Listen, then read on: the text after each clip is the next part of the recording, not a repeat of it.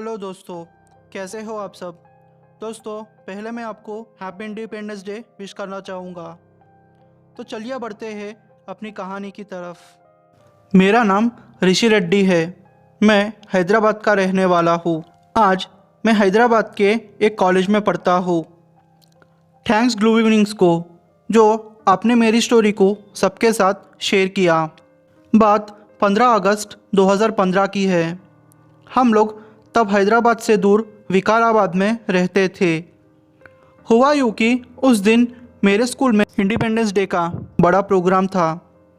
मैं और मेरा दोस्त रवि उस दिन जल्दी से रेडी होकर अपने स्कूल चले गए थे। उस दिन हमने बहुत इन्जॉय किया। हम लोग दोपहर के 12 बजे तक आ गए थे। अगले दिन वैसे संडे था, तो मेरे पापा ने मुझे कहा कि बेटा, आज खेत तू चले जाना, हमें फसलों की रक्षा करनी है बड़े बड़े जानवरों से, तो तू आज रात वहीं रहना। मैं पहले भी खेत में रह चुका हूँ, इसलिए ये मेरे लिए बड़ी बात नहीं थी। मैंने रवि को कहा कि भाई, आज मेरे साथ मेरे खेत आ जाना, वैसे भी कल संडे है तो आज थोड़ा एंजॉय करेंगे। हम लोग ने कोल्ड ड्रिंक्स और थोड़ा खाना लाके हमारे खेत में छोटे से घर में एक थर्माकोल के डब्बे में रख दिया। रवि ने उसके दोस्त प्रशांत को बुलाया। हम 3 दोस्त हमारे खेत में तकरीबन रात के 8 बजे तक पहुंच गए थे। मौसम ठंडा ही था। उस दिन लाइट भी नहीं थी, तो हमने वहाँ छोटी सी आग जला ली और उस आग के उजाले में कोल्ड ड्रिंक पी रहे थे और खा रहे थे। प्रशांत ने बोला कि यार, आज तो बहुत मज़ा आ जाएगा, आज हम सोएंगे ही नहीं। रवि थोड़ा डरपोक किस्म का था, पर बातें बड़ी बड़ी करता था।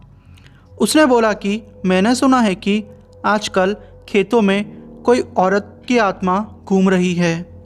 वैसे उसकी बात सच थी, गाँव वालों से भी यही बात सुनी थी मैंने। रवि बोला, यार चिंता करने की कोई ज़रूरत नहीं हमें, हम वैसे भी 3 लोग हैं। अगर वो औरत आती है तो हम उसको भी कोल्ड ड्रिंक पिला देंगे। ये बोलकर वो हंसने लगा। मैंने बोला कि यार, मजाक उड़ाना बंद करो, मजाक उड़ाना अच्छी बात नहीं है। हम लोग भले ही छोटी उम्र के थे, पर गांव में रहने के कारण हमें डर नहीं लगता था। अब खाते पीते रात के 12 बज गए थे, क्योंकि हम लोग धीरे धीरे टाइम पास के लिए खा रहे थे। सब बचा सामान हमने एक बड़े डब्बे में रख दिया। मैंने हमारी फसलों को देखने के लिए खेतों में राउंड मारा, पर सब कुछ ठीक था। फिर रवि और प्रशांत के साथ आकर बैठ गया। हम लोग ऐसे ही बात करने लगे। तभी रवि ने उस चुड़ैल का मजाक उड़ाना शुरू कर दिया। वो बोला कि चुड़ैल मेरे सामने आई तो उसको वो थप्पड़ मार के भगा देगा, और पता नहीं वो क्या क्या बोल रहा था चुड़ैल के बारे में। मैंने बोला, यार बस कर यार, पागलों जैसी बातें मत कर, अच्छा नहीं किसी का मजाक उड़ाना। रात के अब 2 बज गए थे, हम लोग सोने ही वाले थे। रवि ने कहा कि उसे टॉयलेट जाना है और वो थोड़ा झाड़ियों की तरफ चला गया। पर जब वो वहाँ गया तो उसके चिल्लाने की आवाज़ आई। वो भागता भागता हमारे पास आया। वो बहुत डर गया था, उसके पसीने छूट रहे थे। हमने उसको शांत किया। बाद में हम तीनों वहाँ गए और देखा तो वो वही औरत थी। वो ज़ोर ज़ोर से हंस रही थी। हम लोग उसे देखकर डर गए। उसकी आंखों में गड्ढे थे, मतलब उसकी आंखें ही नहीं थी, और उसके बाल बहुत लंबे थे और उसके नाखून बहुत बड़े थे। हम लोग उसे देखकर बहुत डर गए। हम जैसे वही जम गए थे। ना हमसे कुछ बोला जा रहा था, ना हमसे हिला जा रहा था। उस औरत ने रवि के गले में काट दिया और उसके गले का मांस खा गई। वो देखकर हम जैसे बेहोश होने वाले थे। रवि दर्द से चीख रहा था। हमने सोचा कि हम लोग आज मारे जाएंगे। प्रशांत वैसे थोड़ा हिम्मत वाला था। उसने ज़ोर ज़ोर से हनुमान चालीसा पढ़ना शुरू कर दिया। हम लोग बाइक लेके आए थे। वो औरत पीछे हट रही थी। हमने रवि को बीच में बिठाया और घर जाने लगे। रास्ता 5 किलोमीटर का था। मैं बाइक चला रहा था। वो औरत अचानक से हमारे पीछे लग गई। वो बहुत तेज़ तेज़ दौड़ रही थी। हमारी बाइक 50 से 60 के स्पीड में थी।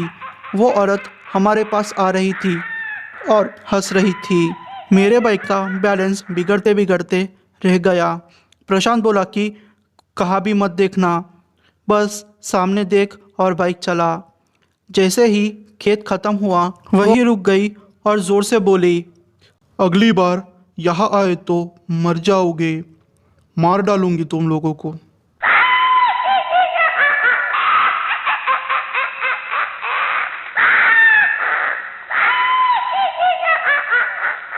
जैसे तैसे करके हम पहुंच गए। रवि मरते मरते बचा था। उसने तब से मजाक उड़ाना बंद कर दिया।